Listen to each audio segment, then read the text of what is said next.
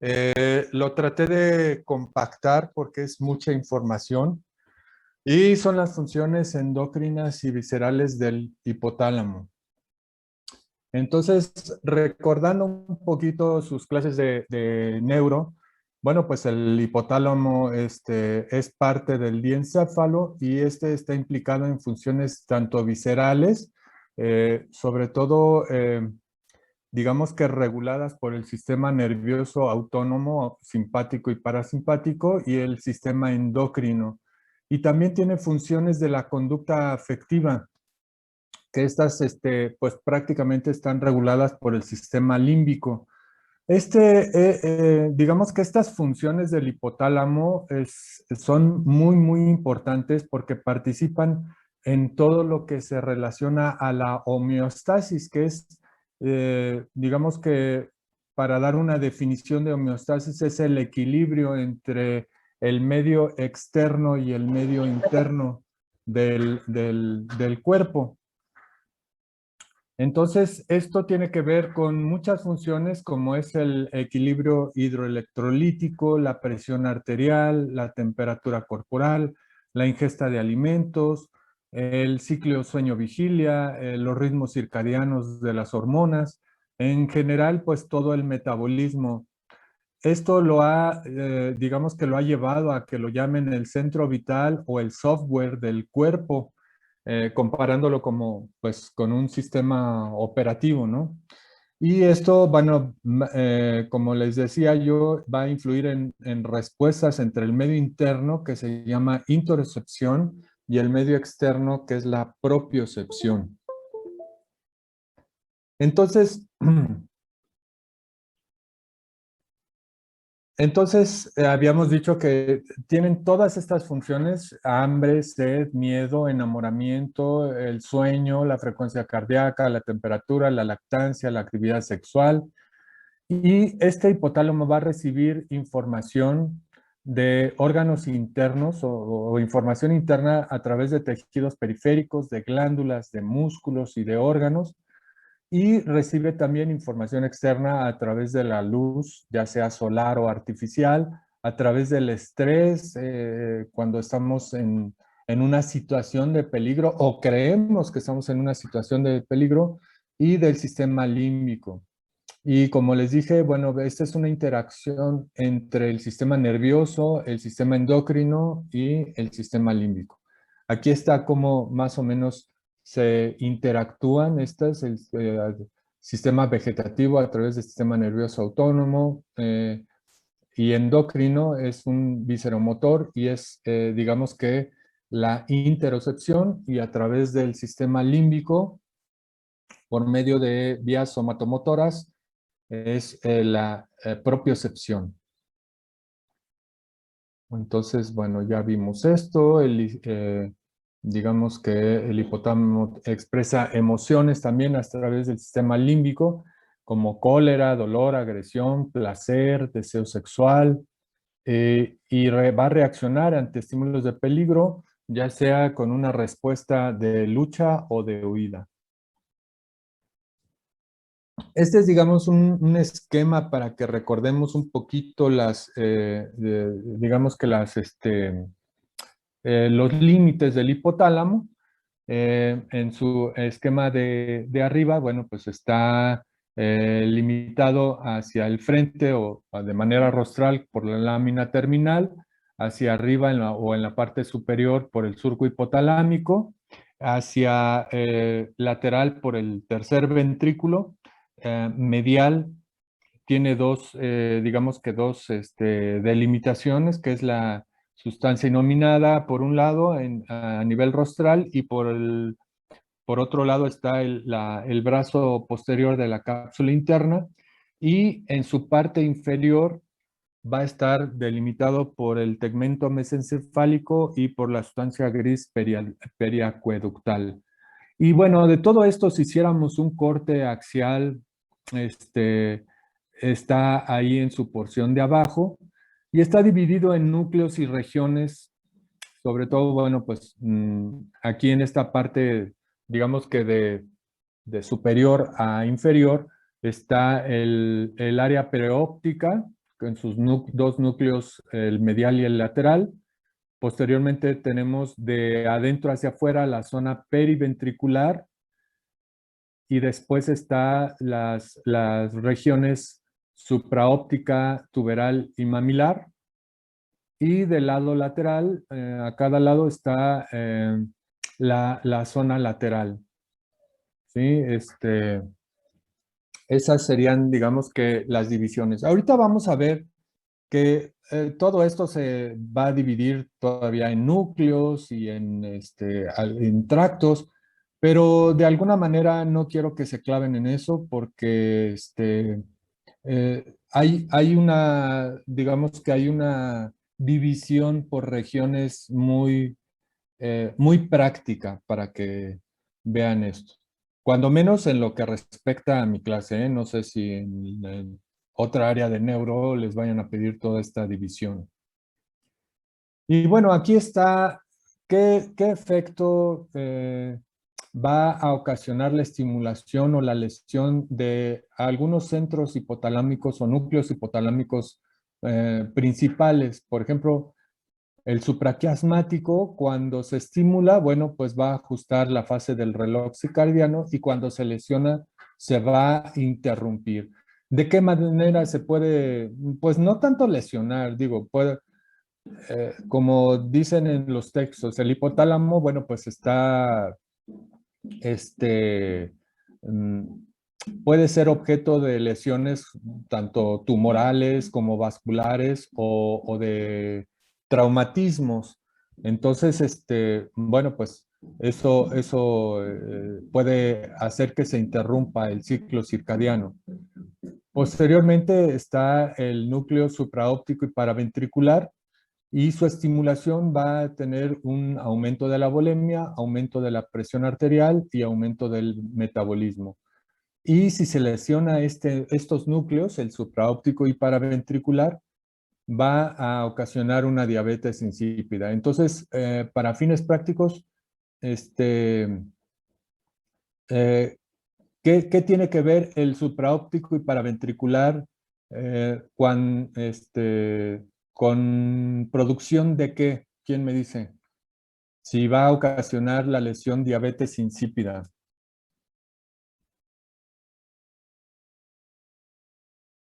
Secreción de hormona corticotrópica. No, corticotropa no. ¿Qué, qué, re- ¿Qué ocasiona la diabetes insípida? ¿Qué hormona está involucrada? No es diabetes mellitus, es diabetes. La hormona antidiurética. Exactamente, la hormona antidiurética. Entonces estamos hablando que estos supraóptico y paraventricular van a tener, digamos que, comunicación con la neurohipófisis, no con la adenohipófisis, ¿sí? Entonces está ahora el núcleo hipotalámico lateral, que su estimulación va a ocasionar un aumento en la ingesta de alimentos y su lesión va a ocasionar una disminución de la ingesta de alimentos. Después tenemos el núcleo ventromedial y es lo contrario, es lo que llamamos el hipotalámico lateral, el centro del hambre, y el ventromedial, el centro de la saciedad. Así es que una lesión del ventromedial ocasionaría un aumento en la ingesta de alimentos. Por otro lado, tenemos el núcleo dorsomedial y va a tener una reacción muy singular. Esto tiene que ver con el sistema límbico y la estimulación de este núcleo dorsomedial va a ocasionar algo que se llama rabia simulada, que es como un estado agresivo muy súbito. Y su lesión, bueno, pues va a disminuir la conducta agresiva y va también a ocasionar, tiene que ver algo con el centro del hambre porque la lesión va a disminuir la ingesta de alimentos. Y bueno, esto es el tubérculo mamilar. La estimulación no se ha identificado qué puede causar la estimulación de esto, pero sí se ha visto que la lesión va a afectar a la memoria de corto plazo. Bueno, más bien, la memoria de corto plazo va a estar intacta, pero no va a transformarse en memoria de largo plazo. Entonces, es como si todo lo aprendido el día de hoy, para dentro de una semana, ya no nos recordaríamos y entonces tenemos que volverlo a estudiar y volverlo a estudiar. Esto se ve mucho en los alcohólicos. Hay un problema que se llama síndrome de Korsakoff y es precisamente esta situación de que la memoria de corto plazo no se transforma a memoria de largo plazo. Y tiene que ver con digamos que en este caso de los alcohólicos tiene que ver con una falta en la síntesis de vitaminas y algunos otros elementos. Entonces ya hablando un poquito específico sobre el hipotálamo en el sistema endocrino, bueno, pues sabemos que el hipotálamo va a traducir señales que recibimos del sistema nervioso autónomo en señales que los órganos pueden entender. Estas señales son las hormonas. Esto va a vincular el sistema nervioso central con el endocrino y requiere obviamente del apoyo de la hipófisis, ¿sí? Y aquí son un cuadrito, pues es extenso, pero es como un resumen, ahorita vamos a ir detallando, de los núcleos y las hormonas liberadoras que van a producir para hacer efecto en las hormonas hipofisiales. Entonces tenemos que el núcleo preóptico medial va a liberar la GnRH, que es la hormona liberadora de gonadotropinas, y esta va a estimular la producción de LH y FSH a nivel hipofisiario. También la TRH, que es la liberadora de tirotropina, y esta va a estimular la producción de tirotropina en la hipófisis. La CRH, que es la hormona liberadora de corticotropina, y va a estimular la producción de ACTH. Y la somatostatina, que va a, digamos que es acuérdense que la somatostatina es la hormona inhibidora por excelencia, entonces va a producir una inhibición de la liberación de hormona del crecimiento.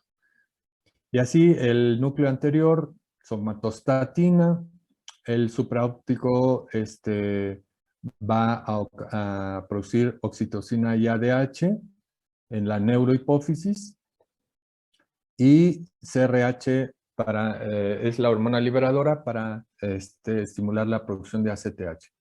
En el paraventricular también son los dos núcleos que producen o estimulan la producción de oxitocina y ADH, pero también en el paraventricular estimula la producción de TRH, de CRH, de hormona liberadora de hormona del crecimiento y de somatostatina.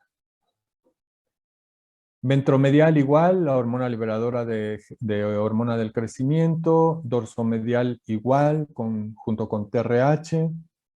El núcleo arcuato o arqueado es productor de hormona liberadora de gonadotropinas, de hormona liberadora de hormona del crecimiento y de factor inhibidor de prolactina, que también es llamado dopamina. Y la zona hipotalámica lateral produce hormona liberadora de tirotropina, hormona liberadora de hormona del crecimiento y somatostatina. Entonces, como les digo, tienen muchas funciones en común y de repente se puede confundir. Pero bueno, pues hay que revisar este cuadro. Este es para que vean la cercanía o la relación que hay entre el hipotálamo y la hipófisis. Aquí es muy importante que vean pues digamos un esquema muy simplificado en cuanto a los núcleos hipotalámicos, pero lo que me interesa aquí es que vean digamos que estas vías que son el tracto túbero-infundibular, que son digamos que las líneas negras que van de ciertos núcleos hipotalámicos hacia el infundíbulo y de ahí al sistema porta hipofisiario. Y luego tenemos en verde el tracto supraóptico hipofisiario, que va a ser el que nos dé digamos que los axones van a llegar y son los que van a producir las hormonas de la neurohipófisis, que es la oxitocina y la ADH. Y luego tenemos cómo llegan aquí al sistema porta hipofisiario a través de los sinusoides y de las venas, todas las hormonas de la adenohipófisis. Entonces, esto es importante que lo revise. Vamos a ver ahora las neuronas secretoras del hipotálamo y estas neuronas van a vertir sus hormonas y péptidos con funciones especiales. Son dos tipos principales, las magnocelulares, que son células muy grandes que conectan el hipotálamo con la neurohipófisis a través del infundíbulo, como les mencionaba hace un rato. Tienen el soma en el hipotálamo y los axones en la neurohipófisis. Y estas prácticamente son las que van a producir la oxitocina y la ADH. Y luego tenemos las parvocelulares, que son células cortas, donde su soma está en el hipotálamo y el axón en la eminencia media, que es más o menos por este punto. Y aquí van a secretar los factores hipotalámicos al sistema portal hipotálamo hipofisiario, y a través de su circulación van a llegar a la adenohipófisis, como están viendo aquí, que llegan aquí en la zona roja, aquí es los sinusoides, y llegan a la hipófisis anterior. Y ahí pues ya sabemos que son las 6 hormonas, o son los 6 factores liberadores que van a estimular la producción de las 6 hormonas de la adenohipófisis.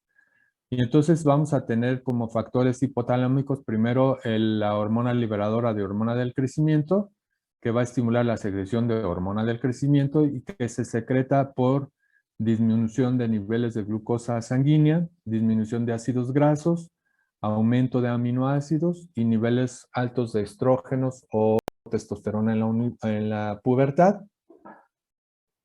Y en menor medida también se puede estimular a través del ejercicio, del estrés, del trauma o del sueño.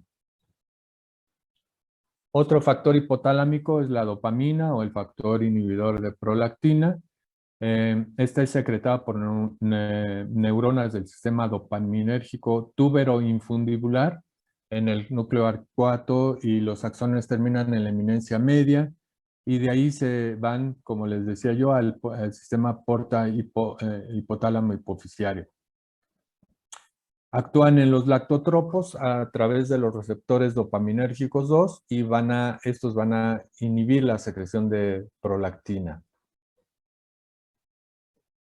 Y esto también, bueno, va a tener, digamos que, relación con las gonadotrofinas y con anovulación y amenorrea. Otro factor hipotalámico es el CRH o factor liberador de corticotropina. Estas neuronas secretoras en la porción anterior del núcleo paraventricular van a estimular liberación de ACTH en la hipófisis, y esta va a estimular la síntesis de cortisol, de mineralocorticoides, y hormonas sexuales. También estimula la secreción de propio-melanocortina, de hormona estimulante de los melanocitos y de algunas beta-endorfinas. Este factor liberador se secreta por algunos estímulos como el estrés físico o psicológico, el dolor, cansancio, miedo, algunos cambios de temperatura bruscos, y se inhibe por glucocorticoides. ¿Se acuerdan del eje hipotálamo-hipófisis suprarrenal? Bueno, pues los corticoides los van a inhibir. Después está la hormona liberadora de gonadotrofinas. Esta es secretada por las neuronas de del área preóptica y del núcleo arcuato o arqueado. Estas van a estimular la liberación de LH y FSH. Aquí, bueno, pues tiene que ver mucho con las etapas de la vida. Va a ser nula en la actividad en la infancia y se va a activar en la adolescencia a través de pulsos, como ya se había mencionado en las clases de endocrinología.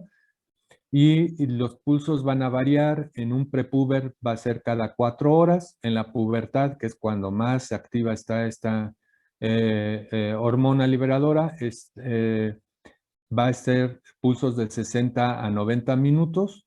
En el embarazo no se libera. Esta hormona liberadora va a tener una vida media de 10 minutos y los receptores de gonadotrofinas, de hormona liberadora de gonadotrofinas en las gonadotropas de la hipófisis van a ocasionar, van a actuar sobre gónadas, placenta, tejido adrenal, tumores de mama y sistema nervioso central. Después tenemos a la hormona liberadora de tirotropina. Estas, bueno, se van a producir en neuronas del núcleo paraventricular y van a estimular la producción de tirotropina o TSH. Es un potente liberador también de prolactina, por eso también en los pacientes con hipotiroidismo pueden tener hiperprolactinemia. Regula la producción de hormonas tiroideas y estas a su vez van a involucrarse con el metabolismo basal. La tirotropina depende de concentraciones de T3 y T4 para que se conserve el eje hipotálamo-hipófisis tiroides. Y fuera del hipotálamo, esta TRH se considera un neurotransmisor que va a actuar en la termorregulación, en la regulación de la temperatura corporal. Después tenemos a la somatostatina, que es la gran inhibidora de algunas hormonas. Estas células secretoras están en la región periventricular. No hay que confundir, a propósito de esto, no confundan la región periventricular de los núcleos paraventriculares, ¿eh? Entonces, estas células se secretan en la región periventricular por óptico. Este es un péptido similar en varios sitios, en tejido gastrointestinal como colon, las células del páncreas y las células C parafoliculares de la tiroides. La somatostatina va a inhibir la hormona del crecimiento y la TSH, y también va a inhibir en secreciones endócrinas y exócrinas del páncreas, del intestino y de las vías biliares, como por ejemplo va a inhibir la gastrina, la secretina, la insulina, el glucagón y el péptido intestinal vasoactivo. Hay 5 subtipos de receptores para cada tipo de tejido diferentes, con diferentes mecanismos de acción. Y bueno, este factor de somatostatina va a estimularse con el aumento de GH y algunas somatomedinas.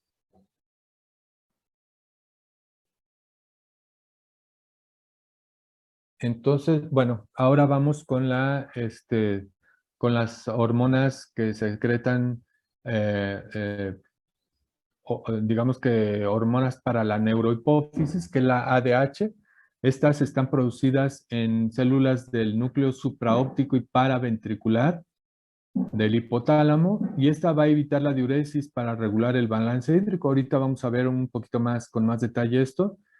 Su secreción está estimulada por la disminución del volumen plasmático y el aumento de osmolaridad. Ya les había comentado que la osmolaridad es, digamos que la cantidad de solutos en el solvente, y que una osmolaridad sérica normal en un humano es de 280 a 320 miliosmoles por litro. Y esta es la fórmula como se puede sacar la osmolaridad digamos que en una muestra de sangre. Es 2 veces el sodio más el potasio más la glucosa, aquí me faltó un más, aquí va un signo más glucosa entre 18. Y eso les va a dar un número que debe de estar en estos rangos, ¿sí? También se estimula en menor grado cuando hay una disminución de la presión arterial y en otras situaciones como náusea, vómito, hipoglucemia, estrés, opioides o nicotina.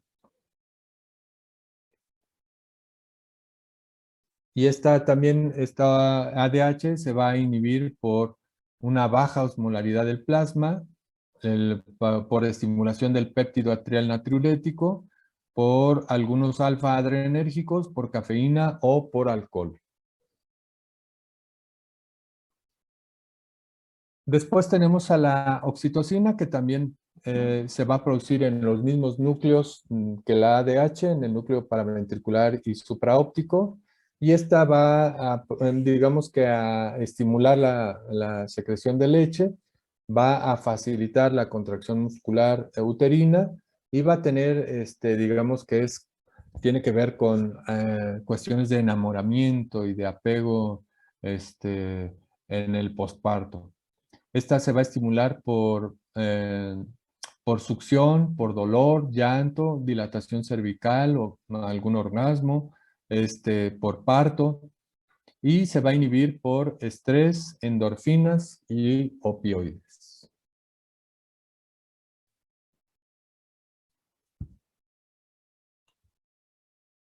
Y bueno, aquí les pongo que es difícil asignar el funcionamiento específico de cada uno de los núcleos. Como ven, muchos comparten funciones y lo que pueden dividirse en dos áreas que comparten funciones similares pero opuestas. Yo creo que esta es la mejor manera de entender las funciones hipotalámicas.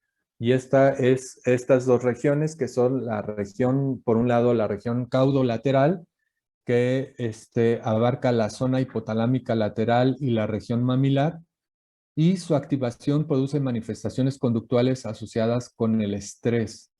¿Esto qué quiere decir? Que va a activar el sistema nervioso simpático, va a aumentar la conducta agresiva, va a aumentar el hambre y va a aumentar la temperatura corporal a través de vasoconstricción y escalofríos. Y la otra región es la región rostromedial, que está abarcada por la región supraóptica y las regiones tuberales. Y esta activación de la región rostromedial va a producir manifestaciones conductuales que se asocian a satisfacción. O sea, lo contrario de estrés, satisfacción. Y entonces va a activar digamos que la actividad parasimpática, va a tener un aumento de la conducta pasiva, va a aumentar la saciedad, no va a haber hambre y va a disminuir la temperatura corporal a través de la vasodilatación y la sudoración. Entonces, en cuanto a, digamos que, características de comportamiento, yo creo que esta es la mejor manera de entender al hipotálamo. Ahora vamos a ver algunos reflejos viscerales.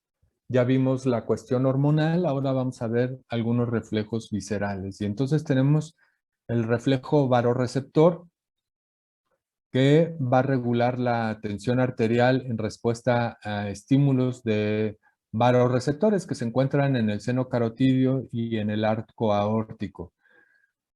Aquí en su esquema de la derecha vemos pues digamos que buen ejemplo de respuesta varoreceptora, que es cuando de estar acostados nos ponemos de pie de una manera súbita, y esto va a entrar la información del varoreceptor que estamos, digamos que, cambiando de posición de estar en decúbito a estar parado. Estos van a detectar inmediatamente, porque obviamente la sangre por efecto de la gravedad, va hacia las porciones inferiores, y entonces va a haber una disminución de la presión arterial y esto lo van a detectar inmediatamente los vasoreceptores que están en el seno carotídeo y en el arco aórtico y van a transmitir la información a los núcleos a neuronas del núcleo solitario.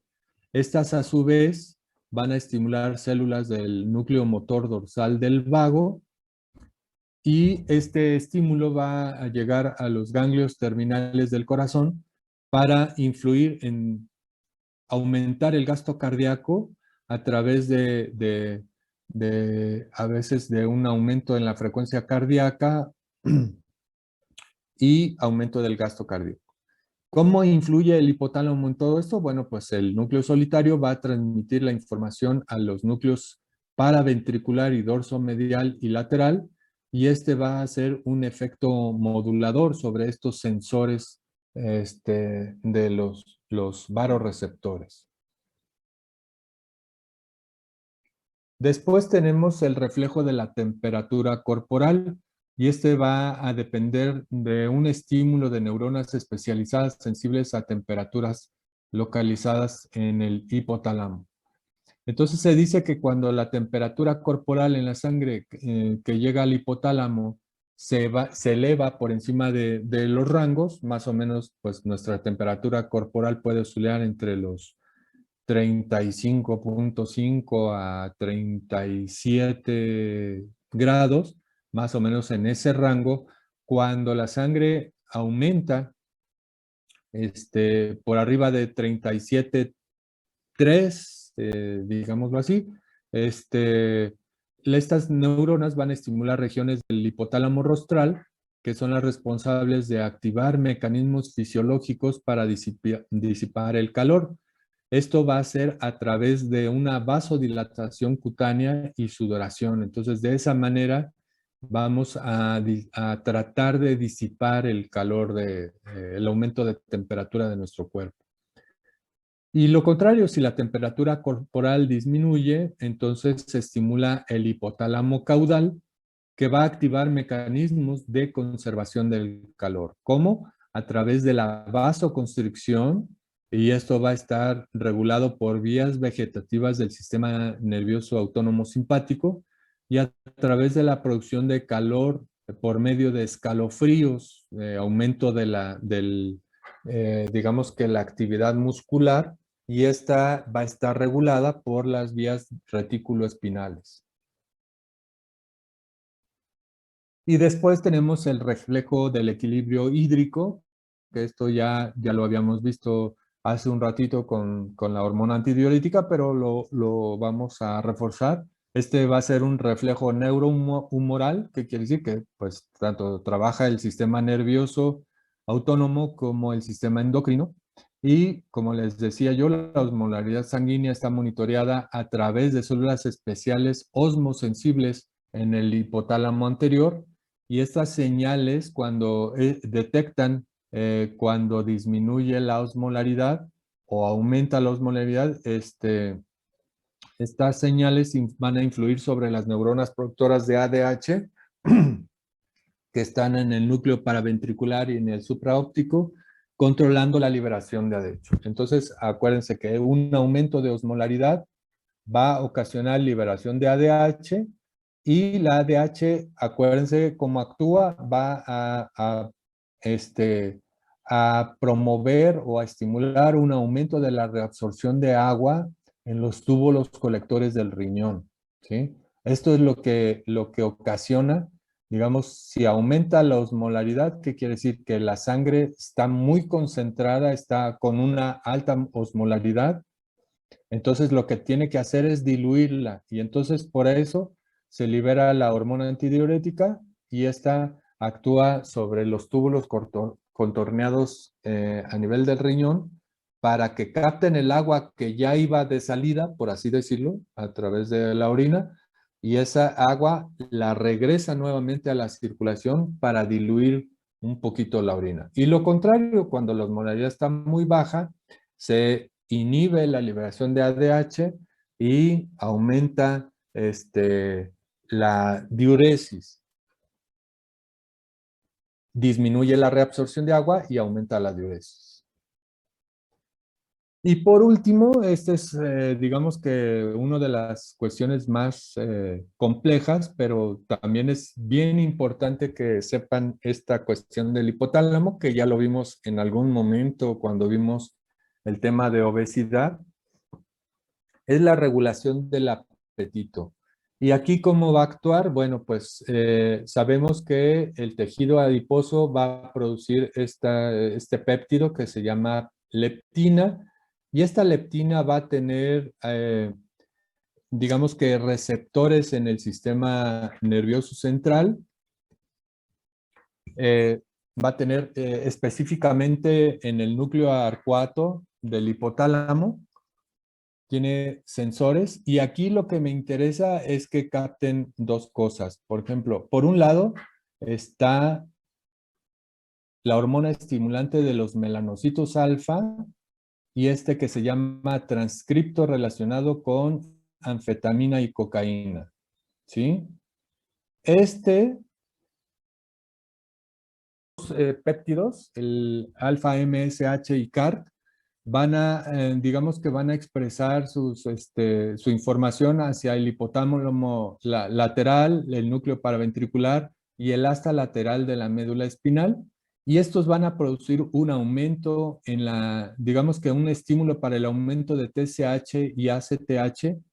Y esto va a hacer que aumente un aumento del metabolismo, del tono simpático, o sea, aumenta puede aumentar un poquito la presión arterial y la frecuencia, y también va a estimular la ingesta de alimentos. Entonces, digamos que estimulando esto, esta vía es como nos da hambre, ¿sí?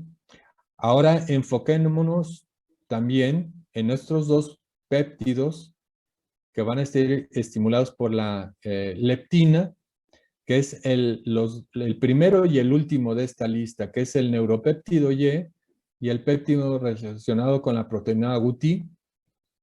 Estos dos también van a actuar o van a expresarse su información al hipotálamo lateral y núcleos paraventriculares.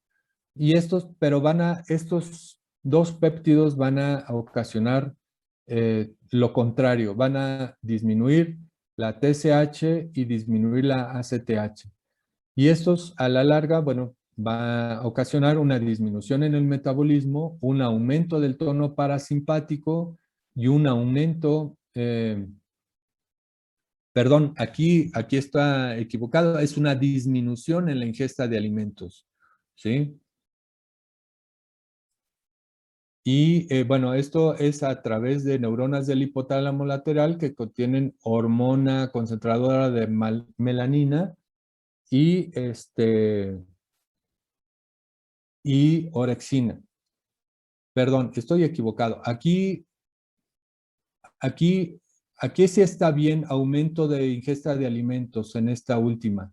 Donde está disminución de la ingesta de alimentos es en esta de aquí arriba, de la relación entre el alfa MSH y CART. Entonces, aquí vamos a disminuir la ingesta de alimentos y aquí vamos a aumentar la ingesta de alimentos. Digamos que este es el núcleo tiene que ver con la saciedad y este tiene que ver con el hambre.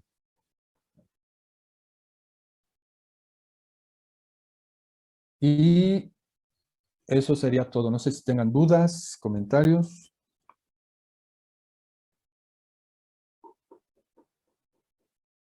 Sí, yo tengo una pregunta, profe. Claro, a ver.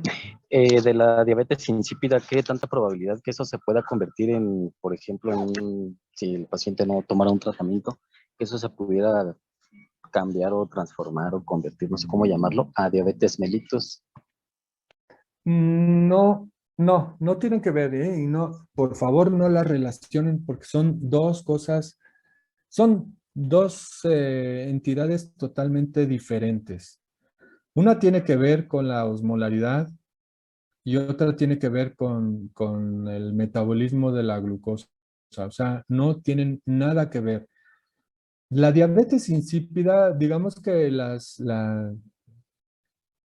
hay dos formas, que es digamos que una diabetes insípida central, que es la que les dije, y una diabetes insípida nefrogénica por alguna alteración del funcionamiento renal.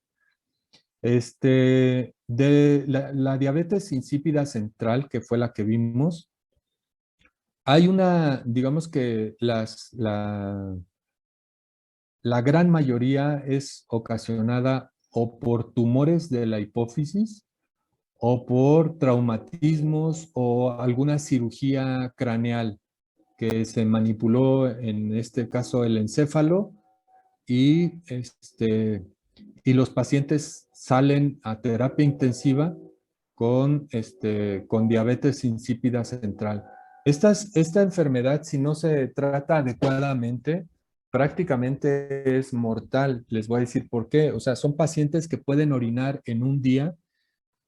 Como no hay un control adecuado de la hormona antidiurética, yo he tenido pacientes en terapia intensiva que en un día pueden orinar 14 litros.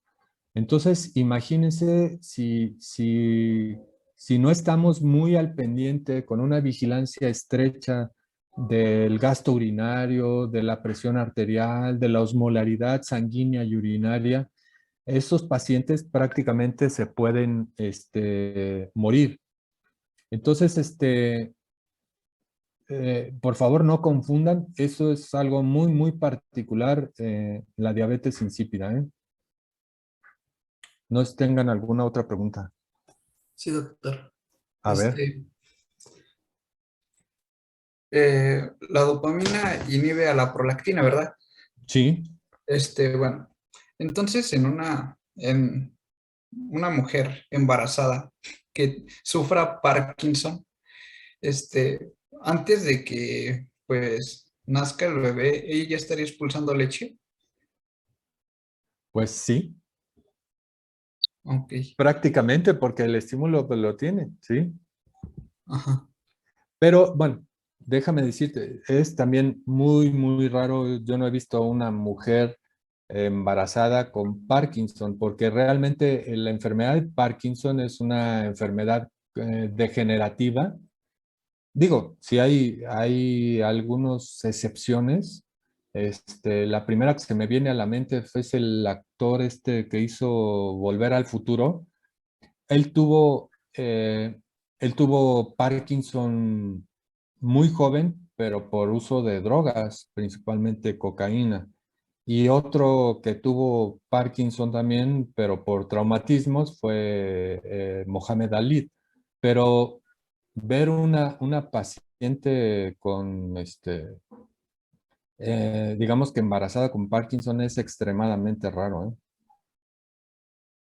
Ah, ok. Pues sí pasaría eso, ¿verdad? Entonces, Pues sí, ok, bueno, gracias. sí. ¿Alguna otra pregunta?